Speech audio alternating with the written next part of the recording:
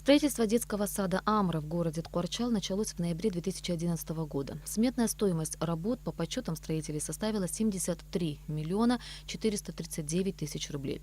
Работы выполняла государственная строительная фирма «Ткорчалстрой», руководил которой Омар Джинджули.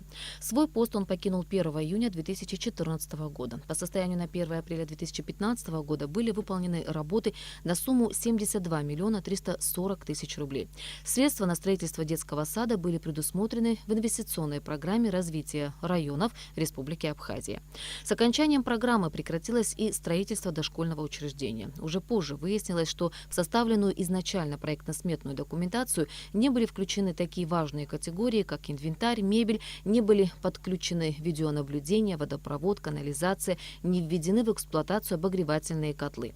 Все эти недочеты в ходе визита в район президент Рауль Хаджимба поручил исправить в кратчайшие сроки, уже за счет местного республиканского бюджета. Недочеты в итоге вылились в круглую сумму. Возникла необходимость дополнительного финансирования, сумма которого составила по смете, прошедшей государственную экспертизу государственного управления, 4 миллиона 333 тысячи 621 рубль.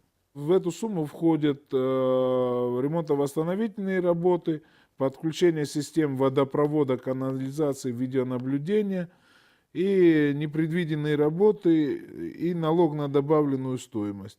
Впоследствии, значит, было дополнительно еще республиканским бюджетом выделена сумма на мебель 3 миллиона 23 тысячи 528 рублей.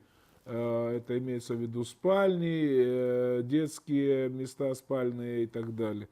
И дополнительно еще, помимо этого, 3 миллиона 381 тысяча 437 рублей на поставку кухонного оборудования, стиральных машин и так далее, вот мелкого хозинвентаря.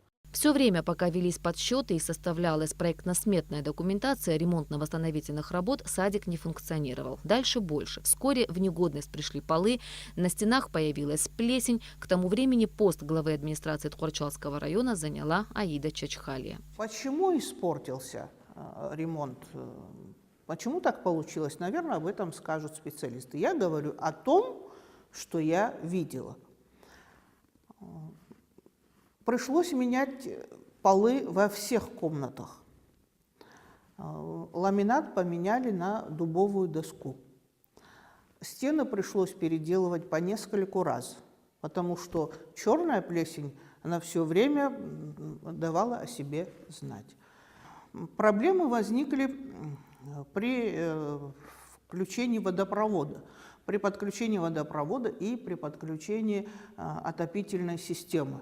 Все это было уже сделано, но когда дело дошло до подключения, там все сорвалось. И все это опять пришлось переделывать и, естественно, вкладывать в это деньги. По словам заведующей отделом образования администрации Ткорчалского района Мананы Аршиба, садик не просто не был готов к сдаче, находиться в нем детям было опасно для здоровья. Стены были в плесени, и, естественно, детям нельзя было заходить туда и заниматься, и потому мы решили заново сделать ремонт и ввести в эксплуатацию. После распоряжения премьер-министра Беслана Барцец средства на дополнительные работы по детскому садику «Амра» были выделены из местного бюджета. Местами кровля тоже о себе дала знать, там из-за того, что забивались и по стене вода шла, и она дала сырости во внутренней этой стороне. Где-то квадратов 520 пришлось полы заменить и заново сделать все вот это полы. Кроме того, пришлось где-то снять слой штукатурки, отбить, сделать заново штукатуркой, окрасить и все самое.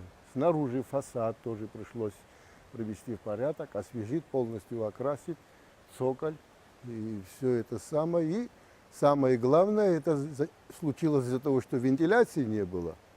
И не было подключено всей этой другой системе. Пришлось подключение системы вентиляции, кондиционирование было сделано уже в программе 2017 года. Это составило 4 миллиона 300 где-то. Сметная стоимость всех работ составила около 11 миллионов рублей. В эту сумму вошли строительно-монтажные работы, приобретение неучтенной мебели, закупка кухонного и стирального оборудования. Строители заменили полы, перекрасили стены и потолки, фасад здания, отремонтировали кровлю, давшую течь, подключили водопровод, канализационную систему, систему видеонаблюдения. Только после этого дошкольное учреждение стало возможным открыть для детей, что и сделали в ходе торжественной церемонии 20 марта 2018 года.